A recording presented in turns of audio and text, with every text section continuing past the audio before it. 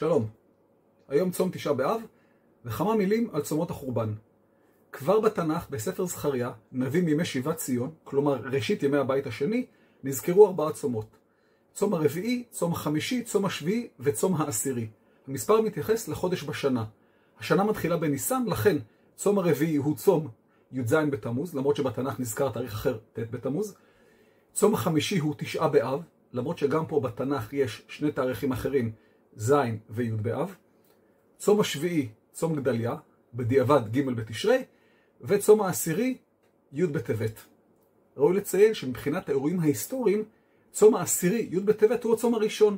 קודם הבבלים הטילו מצור על ירושלים, י' בטבת, לאחר מכן נבקעו חומות ירושלים, י"ז בתמוז, לאחר מכן חרב המקדש, תשעה באב, ורק בסוף נרצח גדליה בן אחיקם בתשרי.